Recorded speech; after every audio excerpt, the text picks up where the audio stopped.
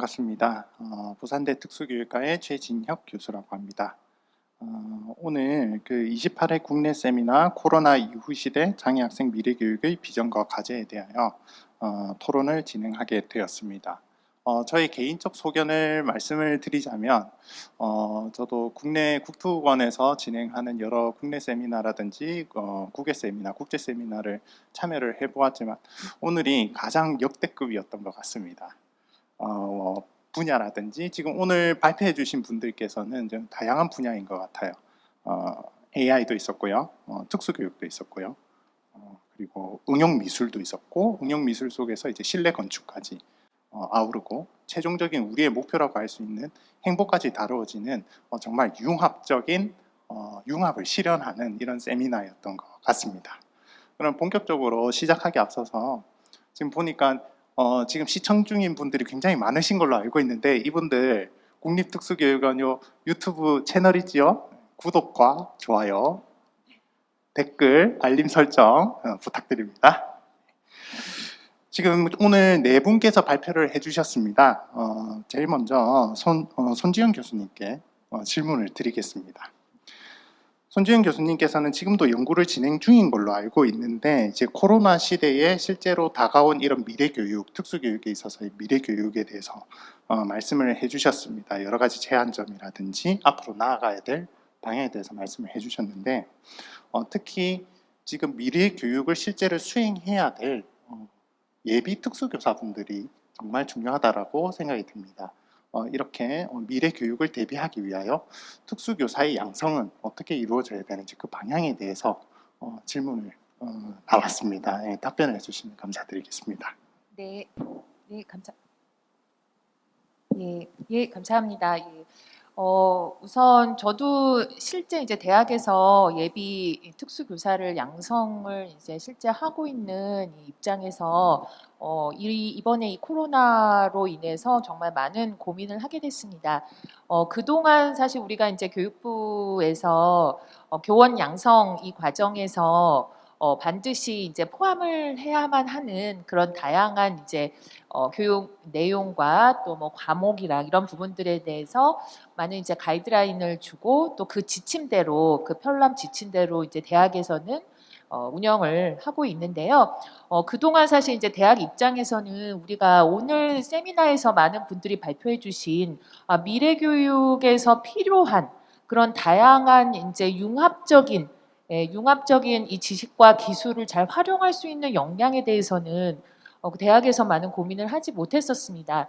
딱 정해진 사실 어떤 지식을 얼마나 잘 또 적용해서 학생들을 가르치고 효과성을 높일 것인가라는 것들에 대해서는 이제 많은 고민을 했지만, 이런 부분들에 대한 역량을 키워나가는 융합적인 그런 지식, 실생활에서 사실 장애 학생들을 융합적인 역량을 가질 수 있도록 하고, 교사 자체도 이런 다양한 학문과 지식들을 융합해서 학생들을 더 잘 가르칠 수 있도록 하는 그런 역량이 이제 앞으로 굉장히 필요하다라고 생각이 됩니다.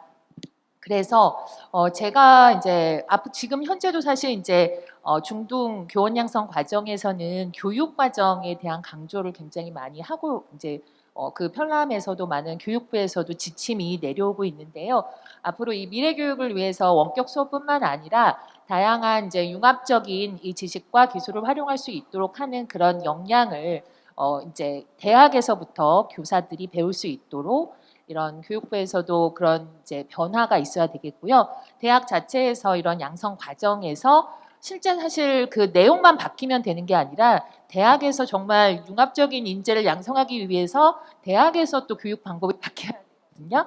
그래서 그런 부분에 대한 대학 자체의 노력도 같이 이루어져야 된다라고 생각이 됩니다. 네, 감사합니다. 제가 듣기로는 지난 일제시대 때 이후로 직업교육의 형태 중에서 가장 바뀌지 않은 부분이 교원 양성 분야라고 얘기를 들었는데, 실제로 다가온 미래 교육에 대비할 수 있는 교원 양성 프로그램으로 바뀌었으면 하는 마음입니다. 다음은 가연욱 교수님께 질문 말씀드리겠습니다. 사실 자료집을 보면서 굉장히 흥미롭게 읽었던 자료집이었고 굉장히 기대를 많이 했던 발표였습니다. 그런데 시간 관계상 뒷부분이 좀 잘려서 굉장히 아쉬움이 많이 남았는데 지금 AI를 특수교육 현장에 적용했을 때 그 기대 장점이라든지 또는 효과는 너무나 자명한 것 같습니다. 하지만 이런 것들이 극대화되기 위해서는 결국은 법적인 기반이라든지 뒷받침이 이루어져야 되지 않겠는가라고 생각해 봅니다. 혹시 이런 AI를 교육 현장에 또는 장애인 분들에게 장애 학생들에게 적용하기 위한 여러 가지 법적 기반이 마련되어 있는 국가가 있는지 또는 그리고 국내에서 이런 관련 법률이 제정된다면 어떤 방향으로 이루어지는 것이 적절한지에 대해서 아까 전에 못 보여주셨던 그 슬라이드를 잠시 설명해 주시면서 말씀해 주시면 감사드리겠습니다. 네, 좋은 질문 감사드립니다. 네, 그리고 우선 제가 시간 조절을 잘못해서 부실한 그 세미나를 해드려서 죄송하고요. 그 해주신 질문에 답변을 드리면 사실은 그 AI 기술 자체가 워낙 강력한 그리고 사실 그 영향이라는 걸 우리가 가늠할 수 없을 만큼 클 수 있는 그런 그 잠재성을 가지고 있기 때문에 여러 국가에서 AI를 어떻게 활용할 것인가라는 그런 고민들은 정말 치열하게 하고 있는 것 같습니다.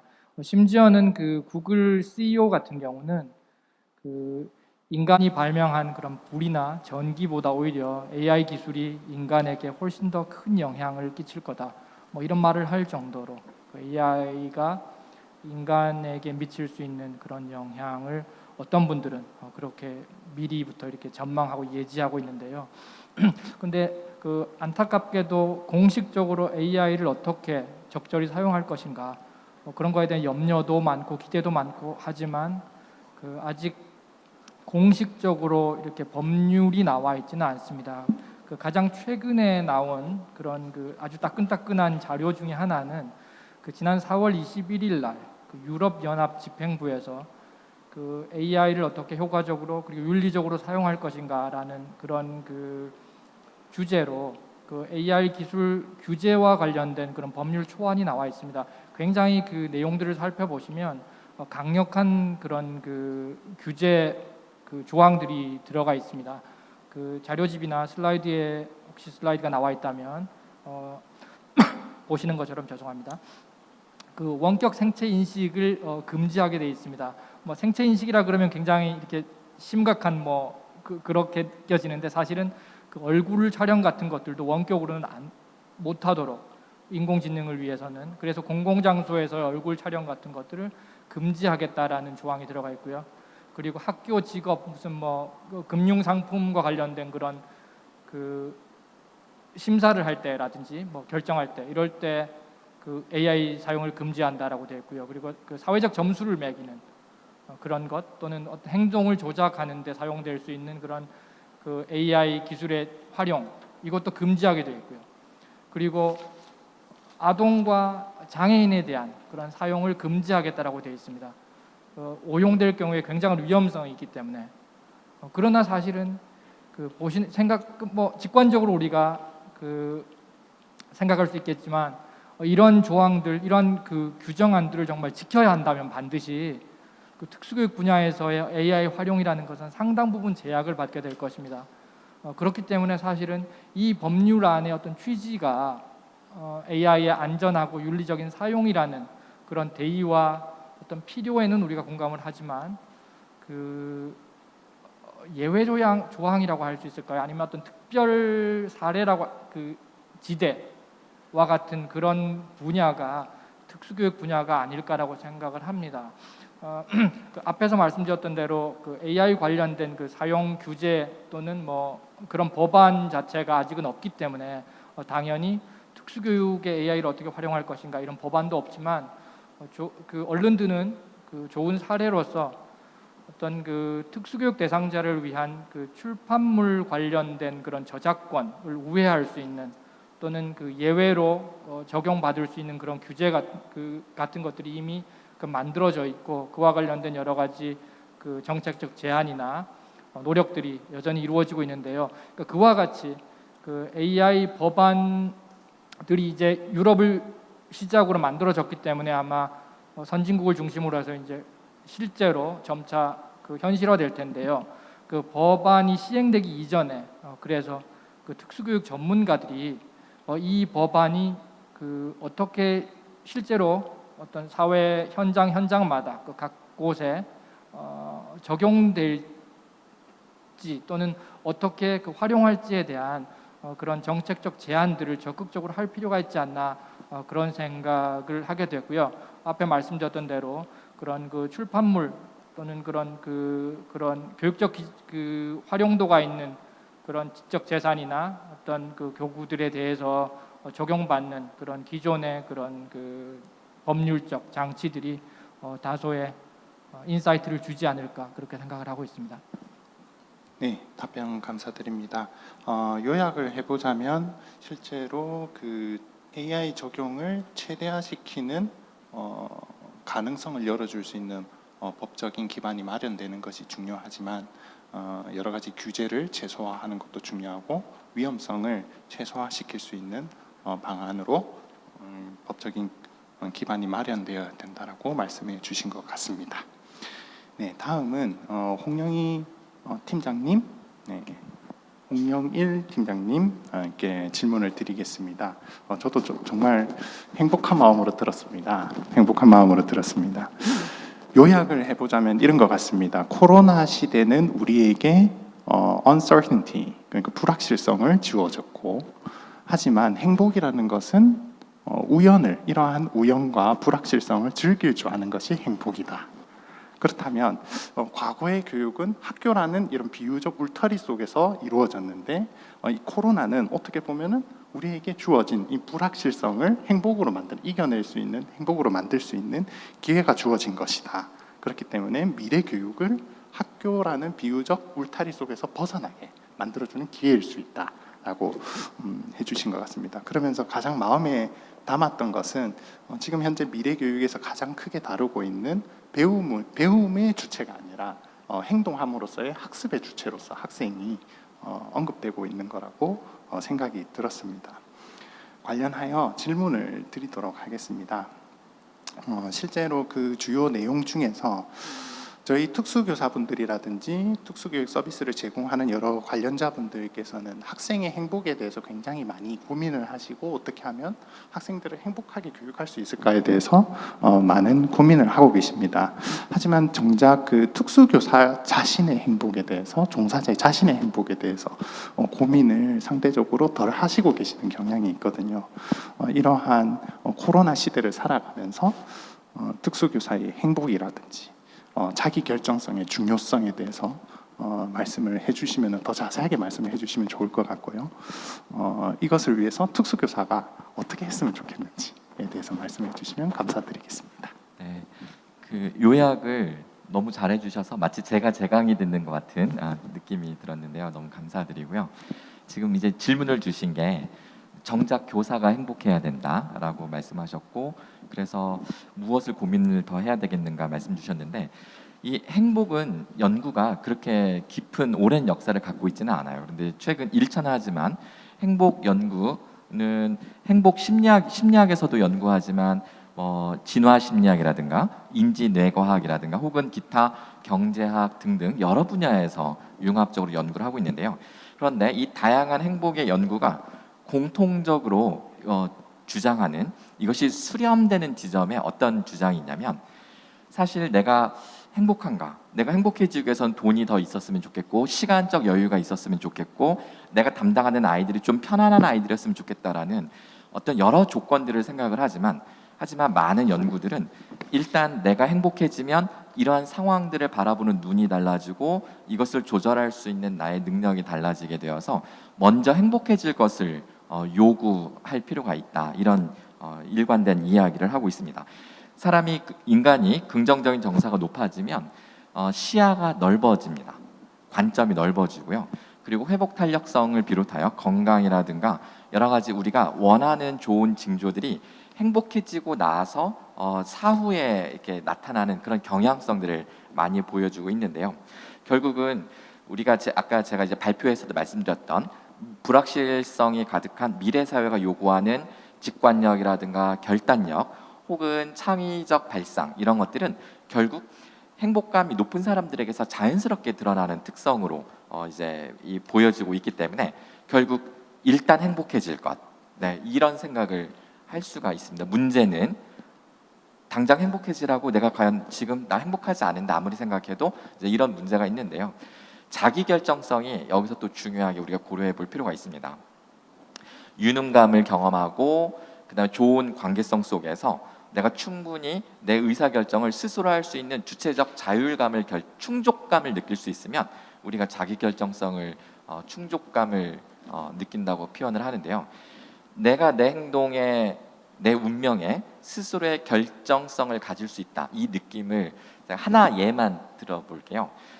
우리 아까 유튜브 실시간 댓글에서도 우리 박용황님께서 했던 질문과도 관련이 있는데 이해와 사랑도 AI로 교육이 가능한가요? 라는 질문에 이런 질문이 있었고요. 또 우리 정혜원 선생님께서는 나는 매뉴얼 속에서 안정감을 느끼는데 그럼 무능한 교사인가요? 라는 질문이 있었어요. 근데 이게 다 연결이 됩니다. 자기 결정성과. 특히 유능감을 경험할 때 우리가 자기 결정성이 높아집니다. 그런데 과연 우리가 유능감을 느끼려면 내가 잘하고 있다라는 느낌을 가져야 되는데 보통 내 주변 사람들이 나에게 어떤 피드백을 주느냐에 의해서 이것을 확인할 수가 있게 되는데요. 내가 어떤 일을 잘 끝냈을 때 힘들게 고생해서 일을 끝냈을 때 나에게 주어지는 피드백이 너무 잘했다.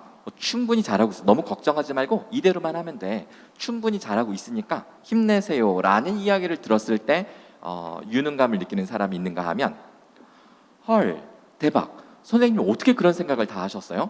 와, 저라면 진짜 그 상상도 못했을 텐데요. 라는 이런 감탄의 리액션을 받았을 때 유능감을 느끼는 사람이 있을 겁니다. 이 전자, 즉 충분히 잘하고 있다. 이렇게 확인 메시지를 필요로 하는 사람들은 대체적으로 내가 지금 하고 있는 일에 잘하고 있는지 확신이 서지 않은 상태, 즉 불안감에 휩싸여 있거나 혹은 자존감이 일시적으로 위축되어 있을 때 그때 이 토닥토닥해주는 따뜻한 확인해주고 인정해주는 이런 메시지가 되게 필요합니다. 즉 내가 상당히 지쳐있고 내가 잘하고 있는지 불안하고 내가 지금 특수교육에 입문한 지 얼마 안 됐는데 잘하고 있을까? 혹은 내가 20년 차, 30년 차인데 과연 잘해왔을까? 자, 이런 불안감이 있는 경우는 확인해주는 메시지가 필요하고 이런 경우는 충분히 인공지능적 매뉴얼적 피드백, 전통적으로 우리가 교육학에서 강조하던 이런 것들이 큰 도움이 될 겁니다. 그러나 불확실성 사회를 주도할 수 있는 이 탁월한 어떤 직관력이라든가 결단력은 주변 사람들의 놀라움을 금치 못하는 감탄에서 우리가 유능감을 체험할 수 있게 되는데 이것은 자존감이 높은 상태여야 우리가 이것을 긍정적인 메시지로 받아들일 수가 있습니다. 내가 불안하고 자존감이 낮은 상태에서 주변 사람이 헐, 홍 선생님 어떻게 이런 생각을 다 했어요? 헐, 신기한데? 이렇게 하게 되면 저는 불안한데 그렇지 않아도 훨씬 더 그 강박관념이 더 강하게 들게 되고 이 사람이 나를 놀리나? 이런 생각이 또 들 수도 있습니다. 지금 제 주변에 저희 아이가 특수학교를 다니다 보니까 그리고 또 일반 학교의 통합교실, 그러니까 통합학교, 통합교육을 하는 일반 학교의 이 특수학급 선생님들도 이렇게 보면 상당히 위축되어 있고 불안하고 상당히 그 주눅 들어 있는 선생님들이 많이 보게 되는데요. 우리가 확신의 메시지를 많이 해드릴 필요가 있습니다. 따뜻하게 확인해주고 잘하고 있다라고 해야 되지만, 근데 거기서 끝나면 안 되고 충분히 스스로 주체적인 의사결정력을 발휘할 수 있도록 주변 사람들이 감탄하는 그런 단계로 나아갈 필요가 있는 거죠. 확실성 사회에서는 확인 메시지로 유능감을 높여줬다면 불확실성 사회에서는 우리가 감탄, 이젠 평가가 아닌 감탄으로 나아가는 메시지로 우리가 좀 확장해 나갈 필요가 있다라고 생각이 됩니다. 자, 이제 마지막으로 저희가 행복 교육을 하다 보니까 명예퇴직을 신청하는 선생님들이 저희 서울대 행복연구센터에 행복 연수를 명예퇴직을 신청하는 단계에서 오시는 선생님들이 꽤 많아요. 근데 막상 연수를 받고 나면 명예퇴직을 접고 다시 내가 더 한번 해볼 거야, 이런 선생님들이 되게 많습니다. 행복감이 높아지면 아이들을 보는 시각도 달라지지만 정작 본인의 삶을 대하는 태도가 달라진다는 걸 볼 수가 있습니다. 이 선생님들께 저희가 듣는 이야기는 뭐냐면 인생이라는 게 그렇다는 얘기를 하시더라고요. 철저하게 준비하고 계획된 삶만 그것이 최고라고 생각하고 살아왔는데, 준비는 하지만 내가 미처 준비하지 않은 이 여백의 공간이 내 삶에 행복을 가져다 주더라고요 하시면서, 제가 원고에 썼는데 한번 읽어볼게요. 준비는 하되 준비되지 않은 여백의 공간이 우리 자신의 배움, 깨달음, 창조 등으로 가득 채워지는 삶을 지향할 때 우리는 궁극의 행복에 다가갈 수 있다. 그래서 우리 교사의 삶도 이러한 여백의 공간을 줘야 된다. 우리 현은영 교수님께서 아까 공간 설계 말씀하실 때 공간, 여백의 공간, 수용적인 공간을 말씀해 주신 것처럼 우리의 삶 스스로도 내가 나를 수용할 수 있고 이 나의 권리를 보장해 줄 수 있는 여백 공간을 확보하는 것이 되게 중요하다. 준비하되 준비되지 않은 교육, 이것을 꼭 명심해 보시면 좀 더 행복으로 다가갈 수 있지 않을까, 자기 결정성으로 다가갈 수 있지 않을까 생각이 됩니다. 명심하겠습니다. 저가 더 행복하게 되는 방법을 알려주셔서 감사합니다. 그리고 지금 유튜브를 시청하고 계시는 특히 특수교사분들, 제가 감탄의 말씀을 드리도록 하겠습니다. 헐, 여러분들은 충분히 잘하고 계십니다. 네. 다음은 현은영 교수님께 질문 말씀 올리도록 하겠습니다. 저도 개인적으로 지금 부산대학교 부설 특수학교를 지금 진행을 지금 하고 있습니다. 그러면서 여러 가지 공간에 대한 고민을 굉장히 많이 하게 됩니다. 그러면서 수년 전부터 많이 언급되었던 교육 공간 혁신이라든지 교육이 이루어지는 공간 속에서 학생들은 사고하게 되고 학습하게 된다. 이런 개념들을 굉장히 많이 공부하는 기회를 가지게 되었습니다. 하지만 그 특수교육의 현장은 이 교육 공간 혁신의 패러다임을 따라가기에는 여러 가지 한계점을 많이 보이고 있다는 것도 알게 되었습니다. 그러면서 이제 현은영 교수님께서 발표해 주신 내용들이 굉장히 흥미롭게 다가왔습니다. 그러면 저는 여기에 여러분들께서 질문을 해주셨는데, 질문 두 가지입니다. 한 가지는 지금 현재 특수교육이 이루어지는 이런 교실 환경에 여러 가지 문제점이 있을 거라고 지금 분석하신 것 같은데, 그 중에서 가장 큰 문제점을 두 가지로 뽑아보자면 어떤 것이 있을지, 그리고 이러한 문제점들을 잘 해결해 나가고 있는 특수학교라든지 특수학급의 이런 공간의 사례는 있을지에 대해서 여쭙습니다. 네, 특수교육 교실 환경에 있어서 우리나라의 가장 큰 문제점은 앞으로는 개선될 것이라고 믿고 있고, 지금 뭐 아까 뭐 사전에 말씀하셨지만 뭐 교원대, 공주대, 부산대에서 국립대학이잖아요. 그래서 부설 그 고등학교가 생긴다 그래가지고 뭐 그때 아마 좋은 샘플이 될 거라고 저는 확신을 하고 있어요. 근데 제가 이제 한 20군데 정도를 다녀봤을 때, 작년, 재작년에 다녀봤을 때 가장 큰 문제점은 아까 산업혁명 시대의 교육이 거의 규격화돼가지고 이제 도입이 됐다고 그랬잖아요. 우리 학교 보면 교실이 다 규모가 똑같아요. 뭐 시골에 땅이 많은 학교, 서울에 땅이 뭐 좁아서 비싼 학교, 똑같이 교실 공간은 이래야 된다라고 교실을 딱딱딱 다 나눴는데, 특수교실도 그렇게 줬다는 거죠. 특수교실 정원이 6명이다. 그러니까 이 정도면 되지 않느냐라고 생각하셔가지고 휠체어를 사용하는 아이가 있는 반이나 누워서 지내야 되는 아이나 똑같이 일반 학교에서는 그렇게 교실을 그냥 주는 그런 시스템, 그것의 가장 큰 문제점은, 저도 마찬가지지만 제가 이 특수교육에 연구를 한 게 한 10년 정도 되는데, 제일 첫 질문이 특수교육 전공자가 아닌데 왜 이런 거에 관심을 갖느냐라는 것이었거든요. 근데 그 공간 디자인 할 때 보면 디자이너랑 교장 교육감 선생님이랑 돈을 대주는 교육부나 교육청이 참여를 하게 되는데, 제가 보기에는 이 삼박자가 잘 안 맞는 것 같아요. 그래서 교육 전문가들은 그거 특수교육원에서 하는 거다 이러고, 특수교육원에서는 또 협조를 구할 때는 또 어려운 거죠. 이 대다수의 대량화, 규격화에 너무 익숙해져 있기 때문에 대다수 학생들이 있는 비장애 학생들을 위한 예산이 먼저 짜여져 있고 먼저 그 공간 디자인이 다 되어 있는 상황에 아 그래도 우리가 선진국인데 특수교육은 이 정도로 해주면 또 해줘야 되지 않느냐라는 그 꼭지 하나를 주는 그런 개념. 그래서 저는 그런 것을 없애기 위해서는 특수교육원이 지금처럼 굉장히 발전을 했잖아요. 제가 10년 전에 왔을 때랑 지금이랑 또 너무 규모가 대단하게 변했는데 이런 것들이 지금 특수교사들 그리고 특수교육 전공자들 예비교사들 그리고 우리처럼 대학에 있는 사람들이 나서서 그 특수장애 학생들을 위한 개발자들 뭐 이런 사람들도 다 조금씩이나마 끌어와서 좀 목소리를 한바탕 내야 되는 그런 이슈화를 시키는 게 굉장히 필요하다고 생각이 들어요. 그래서 교육 그다음 개발자, 뭐 공학자든 디자이너든 뭐 그런 사람들뿐만 아니라 특수교육가들 이렇게 세 팀이 어우러지면서 지금 공간혁신이 정말 지금 이번에 아주 혁신적으로 예산도 많이 나오고 아이디어도 많이 모을 때이기 때문에 뭐 우리 입장에서는 논문 발표도 많이 하고 이런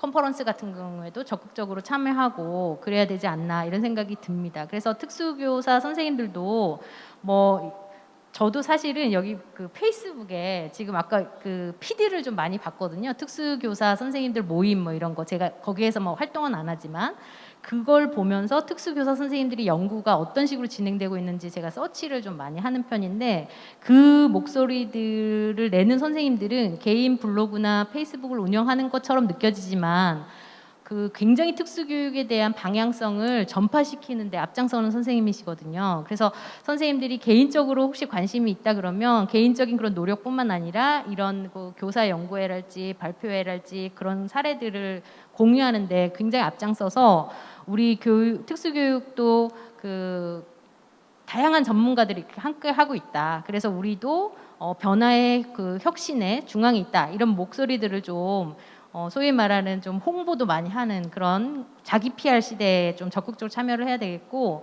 제가 아까 뭐 선행 사례 중에 좋은 데가 어디 있느냐 사실 많이 있더라고요. 많이 있는데 제가 뭐 여긴 말씀드려도 되나 모르겠네. 학교명을 말씀드려도 되나요? 저는 뭐 우진학교 같은 경우에는 선생님들의 한 3-4명이 그 열정이 교실을 굉장히 많이 변화시켰다라는 게 느껴졌고 그다음에 뭐 나무 같은 것도 너무너무 뭐 건물 안에 거의 뭐 식물원처럼 많이 잘 해놨더라고요. 그 물 뿌리는 데만 저는 인원이 몇 명 들어갈까 막 그것까지 여쭤볼 정도로 그 개인적인 그 열정을 넘어서서 저 사람들은 정말 샘플링으로 우리가 뭘 해야겠다 이런 생각이 좀 많이 들었고 자해학교라는 데 같은 경우에는 선생님이 그 정서안전 공간에 대한 중요성을 아주 많이 느껴서 정말 아늑한 요양원에 내가 왔나 이 정도로 공간마다 그 많이 해 놓으셨고 그 다음에 그 음성의 꽃동네 학교는 그 수녀님 선생님께서 뭐 앱을 그냥 막 개발을 즉석에서 막 해가지고 애들이 뭐 이렇게 퀴즈를 풀어야지 교실 밖을 나가는 그래서 뭔가 뭘 가르치면 증강으로 쫙 해가지고 뭐 구구단을 외워서 답이 나오게끔 하면 답이 맞춰지면 그 퇴실할 수 있게끔 그냥 말로만 들었을 때는 그거 너무 잔인한 거 아니에요? 이렇게 하는데 아이들이 너무 즐겁게 이제 활동을 하고 계시더라고요. 그러기 위해서는 하다못해 벽을 깨끗한 화이트로 칠해가지고 아이들이 이렇게 비춰봤을 때 깨끗하게 보이게끔 하는 그래서 벽 관리 같은 것도 개인적으로 잘하고 계시더라고요. 그래서 그 교실 공간 혁신이라는 것은 정말 많은 돈이 뭐 예산을 배정 받아가지고 선생님들이 그걸 가지고 나누면서 뭔가 꾸미는 것도 물론 좋지만 선생님들이 정말 적은 돈으로라도 자기 아이디어나 아니면 개인적인 역량을 조금 이렇게 발휘하면서 그 다음에 나는 기기도 못 다루고 아무것도 못한다. 그러면 정말 내가 잘할 수 있는 것은 나무를 사랑하고 잘 가꾸는 거다. 그러면 아이들도 나무 싫어하고 꽃 싫어하는 아이들은 없잖아요. 그래서 그런 걸 정서 쪽으로도 돌려서 공간을 구성한다든지 그런 사례들이 많이 있어서 그런 그 사례 모음집 같은 것도 한번 그 인터넷으로 공유를 특수교육원에서 공식적으로 해서 좀 특수 예비교사들이 좀 많이 교생 실습과 더불어 방문을 할 수 있게끔 코로나가 빨리 끝나서 좀 선배 선생님들이 잘 갖고 놓은 걸 공유할 수 있는 그런 기회를 많이 제공해야 되고 저는 또 특수학교가 너무너무 잘 돼 있는데 학부모님들이 잘 모르시는 경우가 많아가지고 뭐 그 학부모님들한테 어떻게 개방을 해서 교육과정이나 시설을 좀 보여줄 수 있는 그 전체 투어할 수 있는 걸 좀 공통적으로 마련해가지고 공간에 대한 공유를 교사, 학부모, 그다음 전 국민들도 같이 할 수 있게끔 코로나가 빨리 끝나서 좀 개방이 됐으면 하는 바람이 큽니다. 네. 감사합니다. 중요한 부분은 제가 느끼기에 가장 크게 남았던 부분은 답변 중에서 교실을 꾸미는 것이 다가 아니다. 반짝반짝하는 아이디어를 심음으로써 교육이 그 속에서 이루어질 수 있도록 만드는 것이 교육공간 혁신의 시작이라고 말씀해 주신 것 같습니다. 시간 관계상 마지막 질문이 될 것 같습니다. 정말 많은 질문을 해주셨는데 유튜브로도 시간 관계상 다 질문을 드리지 못하는 부분을 양해 말씀 올립니다. 마지막 질문입니다. 아마도 그 가현옥 교수님께 질문이 될 것 같습니다. 저도 관련 연구를 해본 적이 있었으면 뭐 예를 들면은 ASD 아동을 조기에 스크리닝하기 위해서 AI를 이용하는 뭐 이런 방안이라든지 관련 연구를 진행을 하면서 실제 특수교육 대상자들에게 AI를 적용을 해서 평가를 한다든지 또는 교육을 실시하는 것에 있어서 심리적 장벽이 막연한 두려움 이런 것들이 발생하는 걸로 파악이 되었습니다. 연구를 하면서 예전에 알파고가 나왔을 때도 알파고가 인간을 이기는 모습을 보았을 때 사람들은 신기하다라고 생각했다기보다는 정말 막연한 두려움을 가지기도 하기도 했었는데요. 이렇듯 실제로 AI를 교육 현장에 적용하는데 여러 가지 편견이 있는데 이런 편견에 대한 이런 편견을 가진 인식을 전환할 수 있는 어떤 방향이라든지 방법이 있을지 여쭙습니다. 네, 감사합니다. 최근에 그런 방금 최 교수님께서 말씀하신 그런 부분을 포함해서 AI를 보다 윤리적으로 또는 투명하게 사용할 수 있는 방안이 없을까, 이제 그런 부분의 논의가 실제로 많이 이루어지고 있고요. 또 공학 AI 관련된 실제로 그 공학 분야에서도 그 explainable AI라고 얘기를 해서, 그러니까 설명 가능한 AI죠. 그 AI 기술의 가장 그 맹점 중에 하나가, 그러니까 심리적 어떤 저항 같은 것들이 일으키는 가장 결정적인 요인이 그 AI 기술이 어떤 최적의 결과를 냈다고 하더라도 그게 어떤 과정을 통해서 이루어졌는지 사실 잘 모릅니다. 그래서 그런 부분들을 인간들에게 그 어떤 컴퓨터 수준이 아니라 인간 수준에서 이해할 수 있는 방법, 어떤 그 결국 아까 그 제가 사용했던 그 슬라이드의 초반부에 나왔던 그런 문제와 답을 주고 그 문제와 답 사이에 이루어진 어떤 관계를 그 시스템이 빠른 계산을 통해서 찾아내는 그런 건데 도대체 어떤 관계를 또는 어떤 인사이트를 인간의 용어로 한다면 기반으로 그런 그 결과를 냈는가, 그건 참 그 기존에는 어렵지 않았, 굉장히 어려운 문제였습니다. 그래서 그 인공지능 그 알고리즘을 그 흔히 말하는 블랙박스형이다 이런 얘기를 했죠. 근데 최근에는 다행히도 그런 관련된 그 설명 가능한 AI라는 그런 그 연구 영역이 상당히 빠르게 발전하고 있습니다. 그래서 그런 그 결정 그 과정을 그 인간이 이해할 수 있는 그 수준으로 이렇게 보여주거나 정말 이렇게 그 서술적으로 설명을 해줄 수 있도록 그렇게 하는 연구가 활발하게 이루어지고 있고요. 그리고 조금 다른 얘기가 될 수 있겠습니다만은 그 이런 실제로 AI 기술 같은 것들 뭐 또는 다른 첨단 기술 같은 것들이 그 특수교육 현장에 적용될 때 저는 개인적으로 그 특수교육 전문가들이 조금 더 적극적으로 기입을 해주시면 참 좋겠다라는 생각을 하는데요.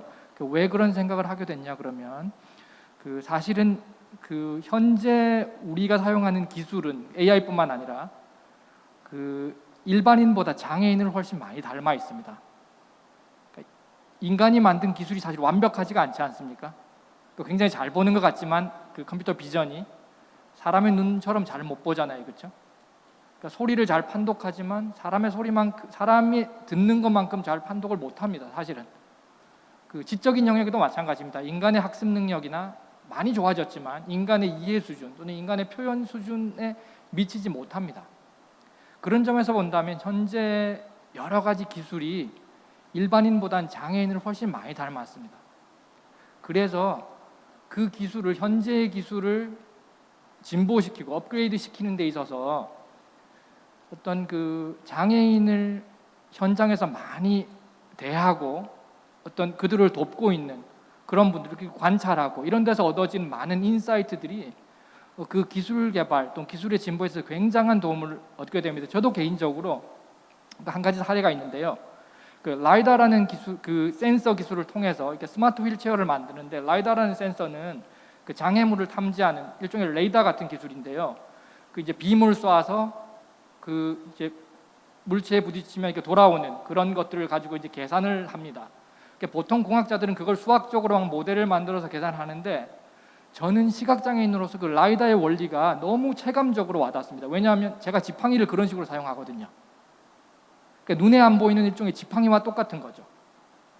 그러니까 그런 기술을 개발할 때 저는 사실은 수학적 모델보다 훨씬 더 직관적이고 훨씬 더 빠르게 적용이 가능한 거죠. 그러니까 그와 같이 그 장애인들이 실제로 현장에서 삶에서 어떻게 하고 있는지 그 장애를 극복하기 위한 장애인 영역별로 나름대로의 어떤 그 지혜들과 그 대한 행동들 있지 않습니까? 그러니까 그런 것들을 특수교육 전문가들이 어떤 실제 기술 개발, 어떤 기술 적용하는 현장에 조금 더 그 개입해서 이렇게 전달해 주신다 그러면 우리 사회가 조금 더 살기 좋아지고 그리고 바람직한 방향으로 발전하지 않을까 그런 생각을 해봅니다. 네, 감사합니다. 시간이 벌써 원래 5시 5분까지 하기로 되어 있었는데 벌써 훌쩍 넘어버렸습니다. 다시 한 번 더 오늘 이렇게 발표해 주신 교수님들께 다시 한 번 더 감사의 말씀을 전합니다. 여기 듣고 계시는 유튜브 시청하고 계시는 분들도 혹시나 더 질문이 있으시면은 개별적으로 홈페이지에 들어가셔서 이메일을 찾으시면 됩니다. 네, 이메일로 또 질문을 드리시면 될 것 같습니다. 네, 감사합니다.